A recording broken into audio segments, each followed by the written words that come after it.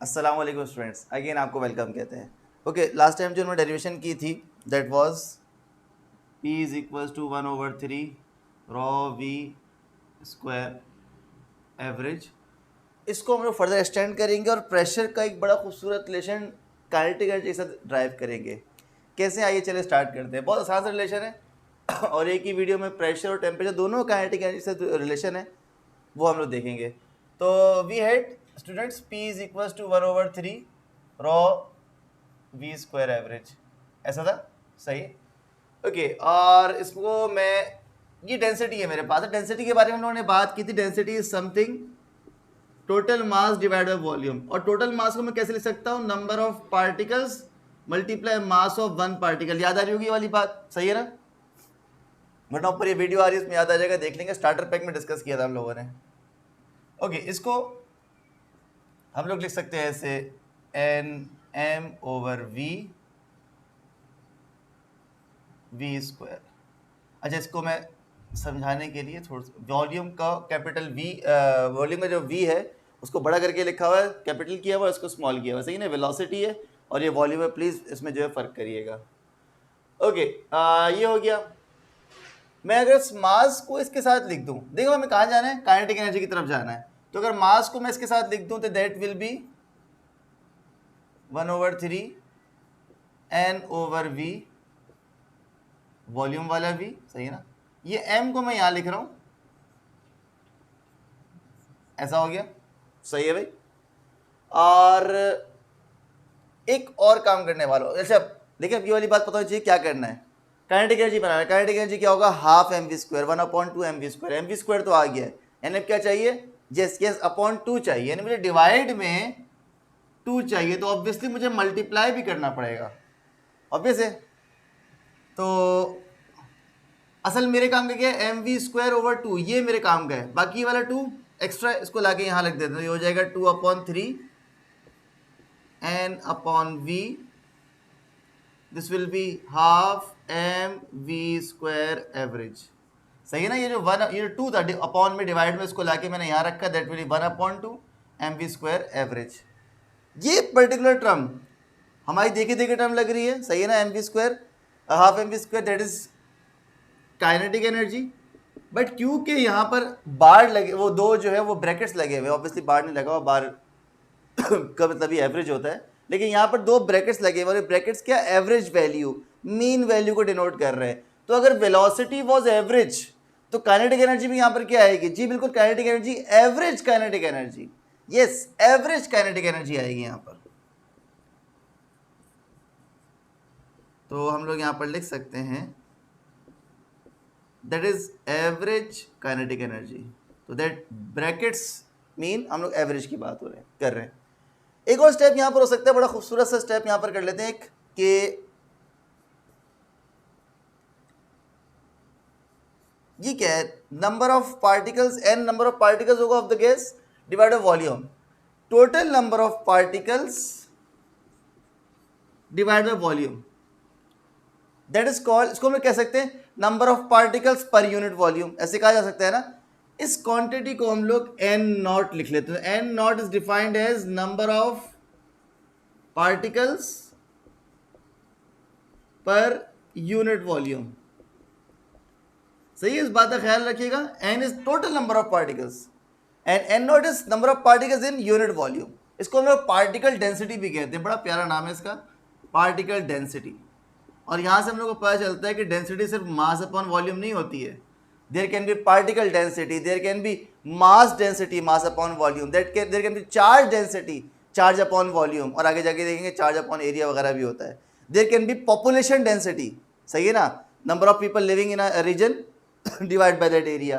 तो density is something, a quantity divide by space, कभी बात करेंगे इस पर। खैर, तो इसको मैं एन नॉट लिख रहा हूँ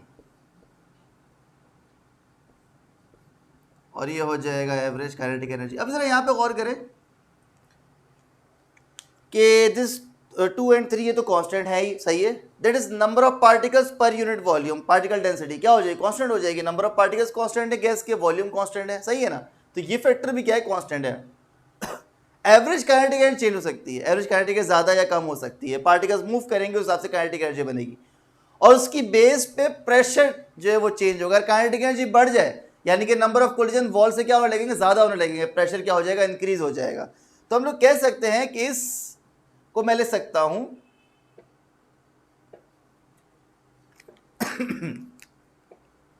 प्रेशर इज इक्वल टू, यहां पर आ जाएगा कांस्टेंट। कांस्टेंट कौन कौन है आपको अच्छी तरह पता है, 2/3 और n0 सब कांस्टेंट के अंदर आ गया। देन क्या हो जाएगा, P is proportional to kinetic energy. Clear है भाई? तो प्रेशर इज डिफाइंड एज, यहां पर इस केस में कि वो डायरेक्टली प्रोपोर्शनल है काइनेटिक एनर्जी। अच्छा, काइनेटिक एनर्जी कौन सी वाली? काइनेटिक एनर्जी हम लोग को ये बात पता है, हम लोग एनर्जी के चैप्टर में पढ़ा है कि kinetic energy can be linear यानी कि ट्रांसलेशनल हो सकती है, रोटेशनल हो सकती है, वाइब्रेशन हो सकती है। काइनेटिक एनर्जी ट्रांसलेशनल भी हो सकती है, जो पार्टिकल्स को डिस्प्लेस होने के बारे में बता रही है। इट कैन बी रोटेशनल और इट कैन बी वाइब्रेशनल। सही है ना? पार्टिकल्स रोटेशनल हो सकती है और वाइब्रेशनल काइनेटिक एनर्जी भी हो सकती है। बट हमारी जो काइनेटिक मॉलिक्यूलर थ्योरी है, सारा काम चल रहा है काइनेटिक मॉलिक्यूलर थ्योरी के अजम्पशन पे। हमारी जो काइनेटिक मॉलिक्यूलर थ्योरी, उसमें हमने कहा था कि पार्टिकल्स जो है वो स्ट्रेट लाइन में मूव करते रहेंगे अनटिल अनलेस कोलाइड ना हो। हम लोगों ने रोटेशन की बात नहीं करी पार्टिकल की, हम लोगों ने पार्टिकल की वाइब्रेशन की बात नहीं की, उसको डिस्कस नहीं किया था। फिर हमने जब ये प्रेशर वाली डेरिवेशन की थी, उसमें हमने पार्टिकल की जो वेलोसिटी थी वो हम लोगों ने इस तरह कंसिडर की थी कि उसका X component, Y component, Z component होगा। वो क्या थी? ट्रांसलेशनल काइनेटिक एनर्जी थी। एक पार्टिकल मूव कर रहा है रैंडमली, रोटेट नहीं कर रहा, वाइब्रेट नहीं कर रहा, तो ये वाली और ये वाली काइनेटिक एनर्जी को डिस्कस हम लोग नहीं कर रहे। हमारी डेफिनेशन के अकॉर्डिंग, जो काम अभी तक हम लोगों ने किया है उसके according, pressure is directly proportional to translational, average translational kinetic energy. हम लोग यहां पर लिख सकते हैं pressure of a gas is directly proportional to average, सही है ना? ये एवरेज ब्रैकेट्स लगे हुए, एवरेज ट्रांसलेशनल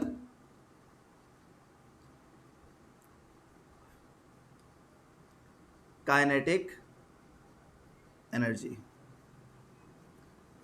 सही है भाई? ये आ गया हमारा डेफिनेशन इस केस में। अब यही सेम काम हम लोग टेम्परेचर के साथ करने वाले हैं। सही है? तो आइए देखते हैं वो कैसे करते हैं। इसमें कन्फ्यूजन हो, कोई प्रॉब्लम हो, कमेंट सेक्शन अवेलेबल है, वहाँ पे डिस्कस करें भाई के साथ। कोई ऐसा मसला नहीं, इंशाल्लाह जो है वो जवाब देंगे। सही है भाई? चलिए भाई आगे बढ़ते हैं, टेम्परेचर वाला काम करते हैं।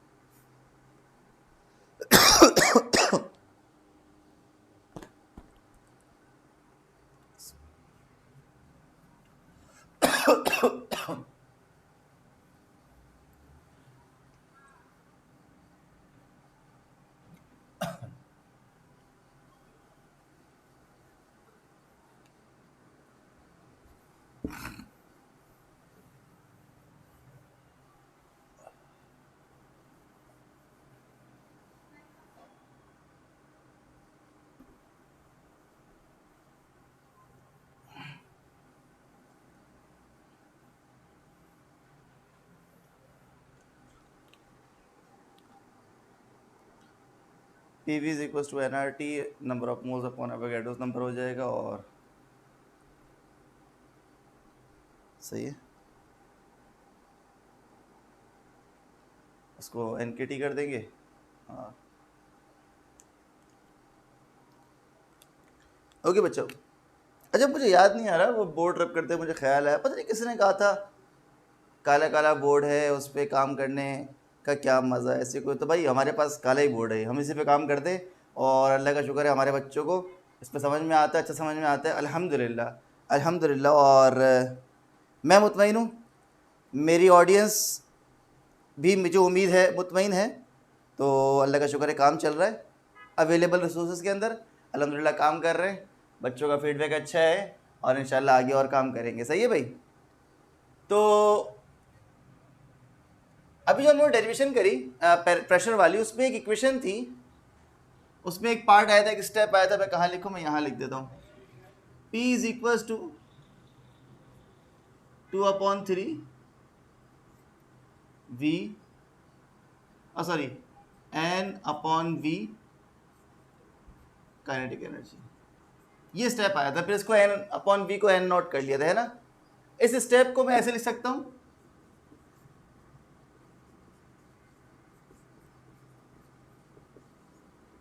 सही है। ये स्टार्ट कहाँ से हुआ, स्टार्ट हुआ यहाँ से, P is equals to 1/3 rho V average, V square average, उससे हम लोगों ने ये ड्राइव किया था।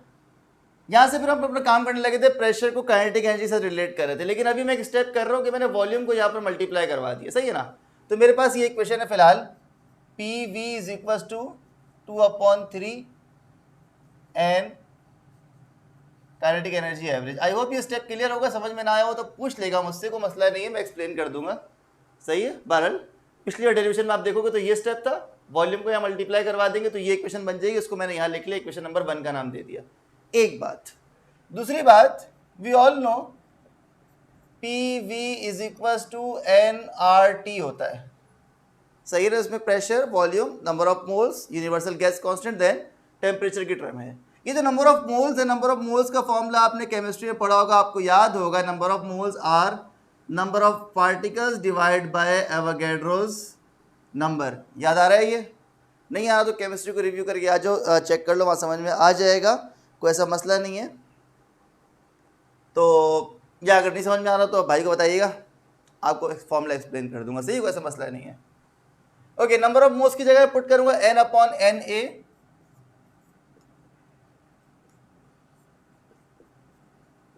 RT। यहां पर हम लोग जो है वो एक नया कांस्टेंट डिफाइन कर रहे हैं, R/Na, इन दोनों को मिला दिया, R और Na को मिला दिया। यहाँ पे एक नया कांस्टेंट डिफाइन हो रहा है, एक नया गैस कांस्टेंट को हम लोग कहते हैं बोल्ट्जमैन कांस्टेंट। ओके, इसको अगर आप गौर से देखें तो दिस इज R/Na। R क्या था? गैस कांस्टेंट, तो यूनिवर्सल गैस कांस्टेंट। Na क्या है? सॉरी, एवोगैड्रोस नंबर है, बेसिकली नंबर ऑफ पार्टिकल को शो कर रहा होता है। तो इसको हम लोग ऐसे भी रीड करते हैं, गैस कांस्टेंट पर मॉलिक्यूल, सही है, गैस कांस्टेंट पर मॉलिक्यूल। इसकी वैल्यू जो है वो हमारे पास है, मैं वैल्यू देख लेता हूँ। वैल्यू वरना आप निकाल भी सकते हो, कुछ भी नहीं करो, एवोगैड्रोस नंबर और यूनिवर्सल गैस कांस्टेंट की जो है वो ऐसा ही उन्होंने वैल्यू पुट करो, आपका आंसर आ जाएगा, दैट इज 1.38 एक्सपोनेंशियल -23। 1.38 मल्टीप्लाई 10 की पावर -23। Na का तो कोई नंबर नहीं होता, वो यूनिट नहीं होता, यूनिट जो है वो R का होता है, that is joules per kelvin. ये K की वैल्यू है। तो एक नया कांस्टेंट डिफाइन करो, इस कांस्टेंट की हेल्प से मैं अब इस इक्वेशन को लिख सकता हूं, P V is equal to capital N तो ऐसे ही आ जाएगा। नाउ R/Na की जगह I may write this K, तो this is P V is equal to NKT। ये जो हमारे पास जनरल गैस इक्वेशन थी, P V is equal to NRT, जो नंबर ऑफ मोल्स की टर्म्स में थी, उसको नंबर ऑफ पार्टिकल्स की टर्म्स में लिख दिया, आप ऐसे भी कह सकते हैं। खैर, इसको मैं कह दूं बेटा इक्वेशन नंबर 1 और equation number 2, sorry. I hope सारी बात क्लियर होगी, स्पेशल कन्फ्यूजन हो कमेंट सेक्शन में बता देना बेटा, को मसला नहीं है। मैं एक्सपेक्ट करता हूँ कि मैंने समझा दिया 2-3 मरतबा, लेकिन अगर कोई पॉइंट रह गया हो सॉरी, तो आप जो है वो डिस्कस कर लेना। इक्वेशन नंबर 1 और इक्वेशन नंबर 2 में देखो, दोनों की लेफ्ट हैंड साइड सेम है, वहां पर पीवी है, यहाँ पर भी पीवी है, तो इन दोनों को कंपेयर कर दे, अगर मैं इक्वेट कर दूं equation 1 equating with equation 2, then इनकी लेफ्ट हैंड साइड सेम होने की वजह से राइट हैंड साइड बराबर हो जाएंगी, that will be 2/3 N kinetic energy average NKT। n से n कैंसिल हो जाएगा और मैं लिख सकता हूं KT is equal to 2/3 average kinetic energy. इसको मैंने पलट के लिख लिया क्योंकि डेफिनेशन इसके अकॉर्डिंग है। ये K मल्टीप्लाई हो रहा है, वहां जाकर डिवाइड हो जाएगा, सही ना, n कैंसिल हो गया बड़ी माजरत के साथ n कैंसिल हो गया और मैंने पलट के लिख दिया, NKT, KT वाली टर्म को यहाँ लिख दिया, उसको यहाँ लिख दिया, and this will be 2/3 K average kinetic energy. जी बिल्कुल, अब वही काम करने लगे। हम देख सकते हैं कि यहाँ पर ये फैक्टर कांस्टेंट है और ये कांस्टेंट होने की वजह से मैं कह सकता हूं कि T is now equal to some constant times average kinetic energy, and I can write T is proportional to average kinetic energy, and again we may write the same statement जैसे हमने प्रेशर के लिखी थी। Temperature is defined to be, temperature defined to be और temperature proportional to be कह सकते हैं, proportional ज़्यादा वर्ड बेहतर रहेगा। Temperature, absolute temperature is proportional to average translational kinetic energy. कोई वाली बात लिखते हैं, absolute temperature is directly proportional to average translational.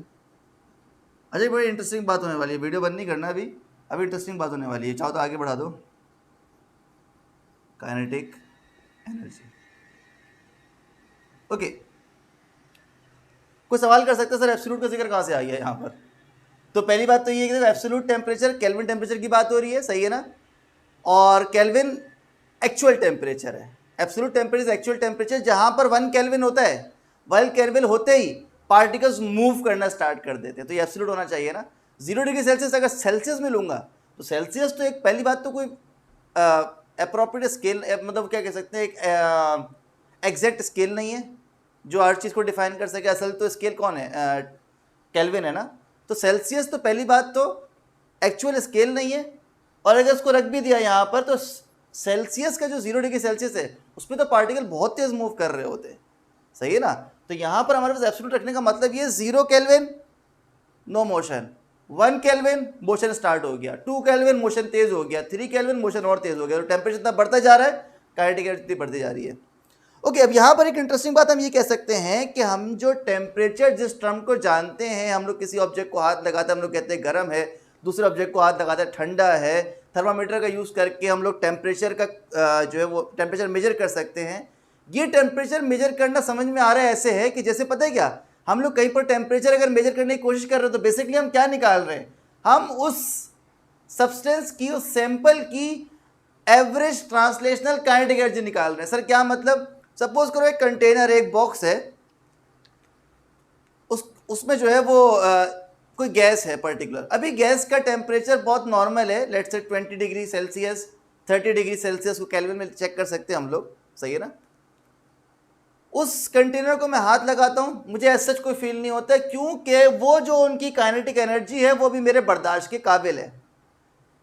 उसको गर्म कर दिया, गर्म करने के बाद उस कंटेनर के अंदर जो गैस थी उसको ले गए हम लोग 50 डिग्री सेल्सियस पे। अब क्या हुआ, अब मैंने हाथ लगाया, मैंने कहा ओ गर्म हो रहा है। गर्म होने का मतलब क्या है, ये पार्टिकल्स इतना तेज मूव कर रहे हैं, इतना तेज मूव कर रहे हैं माजरत के साथ, जैसे मैंने हाथ लगाया तो वो जो पार्टिकल्स का मोशन था वो आके मुझे लगता है और मैं बोलता हूँ ओ बहुत गर्म है। फिर से अगर सपोज करें ये 100 डिग्री सेल्सियस तक पहुंच गया, अब 100 डिग्री सेल्सियस तक पहुंचने का मतलब क्या है कि पार्टिकल्स की मूवमेंट और तेज हो चुकी है, अब पार्टिकल्स बहुत तेज से मूव कर रहे हैं। अब जब हाथ लगाऊंगा ओ भाई गॉड बहुत गर्म है। क्यों गर्म है, क्योंकि वो पार्टिकल्स इतनी तेज तेज मूव कर रहे हैं कि आगे वैसे लगता है चुप जाता है। मुझे समझने के लिए हम लोग कह सकते हैं इस तरह की बात, सही है। तो और कहीं ना कहीं बात हकीकत यही है, तो पार्टिकल्स इतना तेज मूव कर रहे हैं, टेम्परेचर इतना हाई जो है, उसका मतलब पार्टिकल्स की स्पीड इतनी ज़्यादा हो चुकी है कि आप जब हाथ लगाते तो पार्टिकल्स का मोशन जो आपको इफेक्ट करता है और आप कहते हो वो मैं बर्दाश्त नहीं कर सकता, सही है। तो आई होप ये वाली बात क्लियर होगी। बाकी इसमें स्टिल कन्फ्यूजन हो तो हमारा पुराना स्टेटमेंट आप कमेंट सेक्शन अवेलेबल है, वहाँ पे डिस्कस कर सकते हैं, सही है। चलिए आगे बढ़ते हैं, बॉयज़ लॉ और चार्ल्स लॉ पे काम करते हैं with the help of kinetic molecular theory. चलिए भाई अपना ख्याल रखिएगा, इंशाल्लाह नेक्स्ट वीडियो में मिलते हैं, अल्लाह हाफिज़।